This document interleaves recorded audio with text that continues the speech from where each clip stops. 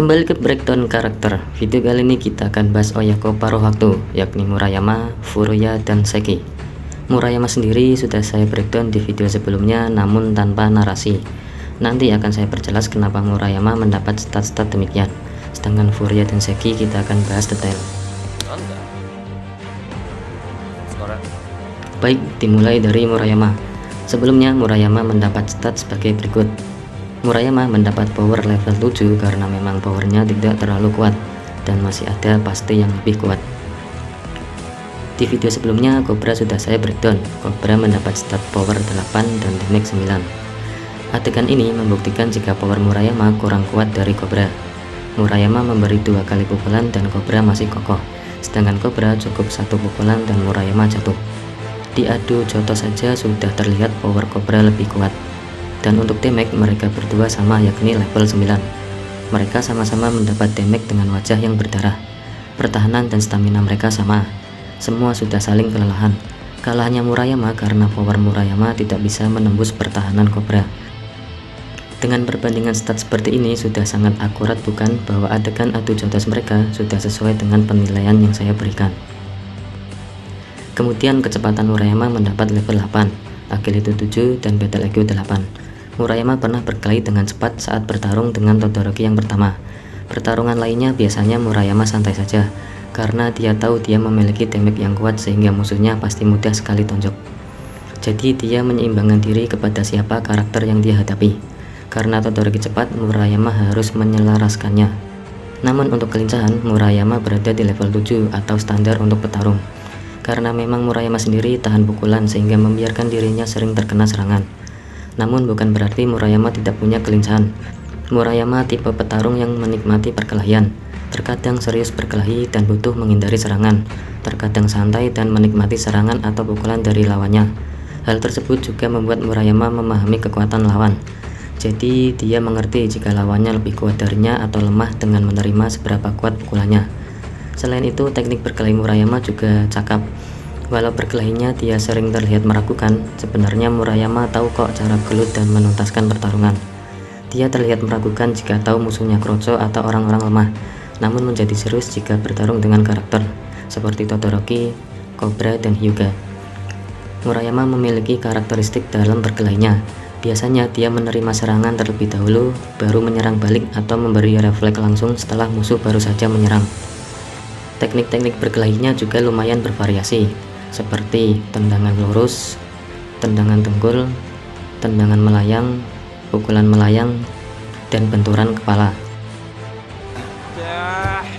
Dari semua itu yang memiliki damage berat menurut saya terletak di pukulan melayang, dengkul, dan kepala, karena biasanya musuh jika sudah terkena teknik itu langsung pada tumbang. Untuk pertahanan dan stamina memang Murayama bisa dikatakan zombie, bukan monster. Kalau monster biasanya terkesan ke arah serangannya yang kuat.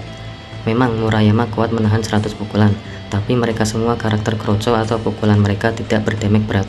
Namun faktanya, dia dipukul tongkat besi di bagian kepala, dia tetap kuat dan malah di counter attack. Tidak seperti karakter lain yang mungkin jatuh atau tumbang. Dia juga masih bisa berjalan pulang sendirian setelah bertarung dengan Hyuga, tidak seperti perkelahiannya melawan Cobra yang tumbang. Namun karena Murayama masih ada titik poin terkalahkan atau hampir bisa dikalahkan, itu artinya Murayama masih belum kuat sekali. Jadi pantas jika level defense-nya di 9. Namun untuk stamina atau tenaga, Murayama bisa dikatakan tidak kenal lelah. Setelah dikalahkan Cobra, saya yakin sebenarnya Murayama masih kuat.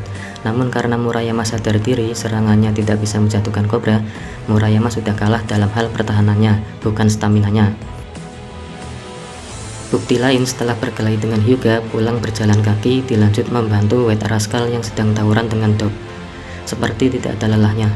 Setelah menghabisi siswa Hosen, walau nafasnya ngos-ngosan, namun pertarungan tersebut masih terlihat jika tenaga Murayama masih banyak.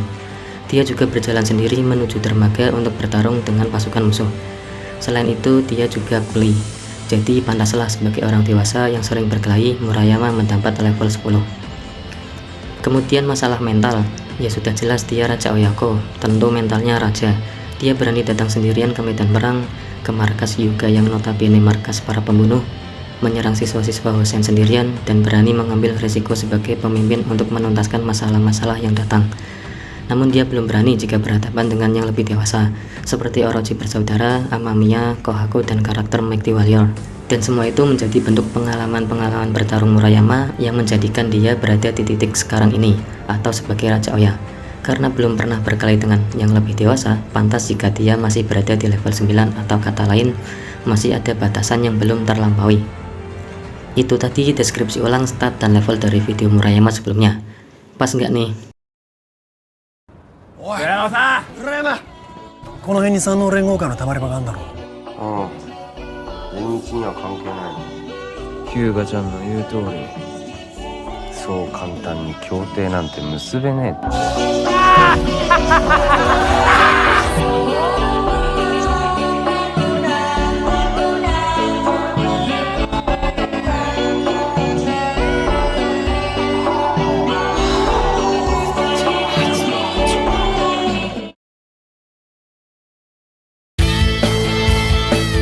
Selanjutnya kita bahas Seki Taro. Seki, orang ketiga Oyako di paruh waktu. Ada yang tahu nggak saat Oyako tawuran dengan Kidra, kenapa Seki tidak ikut? Furuya bilang jika Seki sakit perut, namun sebenarnya bukan itu alasannya yang tepat. Jadi kenapa Seki tidak ikut itu karena malu sama bapaknya. BTW bapaknya itu kan mandor kuli bangunan, dan Orochi Brother adalah karyawannya. Terlebih lagi ada beberapa karyawannya yang termasuk dari pasukan musuh yakni Kidra. Nah, bayangkan saja jika Seki ikut, pasti Seki akan ditandai dan akan menjadi masalah sendiri untuk ayahnya ke depan. Itu alasan menurut saya ya. Itu juga alasan mengapa Seki tidak hadir di samping Murayama saat datang ke tempat kerja ayahnya. Masuk akal kan? Seki memiliki badan yang besar. Tak jarang jika Seki selalu membanting atau mengangkat musuhnya dengan mudah. Tak perlu diragukan jika power Seki kuat, tetapi rada ngeden ketika ngangkat kroco dari top. Akan tetapi ternyata pukulan Seki tidak memiliki damage yang kuat. Ketika Yamato dipukuli, tidak terasa apa-apa bagi Yamato dan tidak membuat damage. BTW Yamato akhirnya berdamage itu karena dipukuli oleh banyak siswa Oyo paruh waktu selain Seki. Kecepatan dan kelincahan juga biasa saja, lambat dan tidak mudah bergerak. Yang dia tahu hanya mengangkat musuh dan dibuang. Namun Seki ini juga punya ide atau observasi dalam pertarungan. Seperti saat melawan pasukan musuh, dia menjatuhkan tangga supaya musuh tidak ikut naik. Dan Seki cukup mampu bagaimana mengatasi banyak pasukan tanpa cedera atau sedikit damage loh. Terbukti setiap pertarungan berakhir, Seki selalu masih fresh dan bertenaga. Karena sudah berpengalaman inilah yang menyebabkan perbedaan siswa penuh waktu dengan paruh waktu, yakni di perihal staminanya atau tenaganya. Biasanya orang dewasa lebih bertenaga atau prima, akan tetapi poin defense atau pertahanan tetap saja bisa saja lemah. Ya, Seki ditendang sekali oleh Ice langsung koit, karena memang Ice sangat kuat. Seki juga kalah dari Todoroki yang artinya walau Seki memiliki stamina yang banyak akan tetapi defense-nya lemah. Bertahan 97 pukulan itu bukan berarti pertahanan Seki kokoh, tapi itu siswa-siswa Oyako yang lemah yang pukulannya tidak berdamage atau pukulan bayi. Jadi abaikan saja tradisi tahan pukulan untuk menentukan poin defense karakter. Dan mental Seki sendiri tidak lebih jauh dari Murayama sang pemimpin yang lebih berani mengambil risiko. Dengan hal ini, Seki mendapat stat dan level sebagai berikut.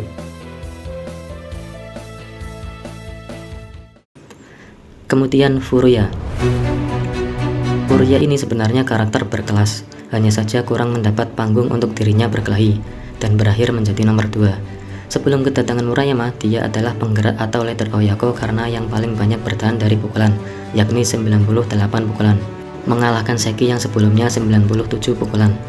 Bahkan setelah Murayama diangkat menjadi Raja Oya, Furuya ini masih memiliki peran penting di Oyako, seperti penggerak paruh waktu, penentu pertarungan, supir truk, wasit, pelatih, dan lain-lain.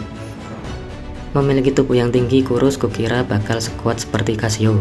Rupanya sekali pukul Murayama langsung KO. Dia juga dikalahkan Todoroki dengan mudah. Untuk pertahanan, Furuya masih tergolong lemah, tapi tidak lemah-lemah amat. Akan tetapi, sebagai orang dewasa dan sering berkelahi, stamina Furuya mampu bertahan lama untuk sebuah tawuran. Saya yakin kalahnya Furuya dari Todoroki adalah dari segi pertahanannya yang melemah, akan tetapi untuk staminanya sebenarnya masih banyak. Power dan damage-nya sendiri juga tidak kuat, standar untuk seorang petarung. Kecepatannya lumayan, namun dia bukan tipe petarung yang terus-menerus menyerang, sehingga masih ada celah untuk diserang, alias kurang lincah. Untuk battle IQ, karena Furuya ini sudah sering bertawuran, biasanya dia menggerakkan siswa paruh waktu lain untuk membungkus atau menempatkan musuh ke dalam satu circle, lalu digebuki atau dihajar bareng-bareng. Menggunakan teknik ini adalah ciri khas dari strategi bertarung milik Furuya, dan sangat efektif.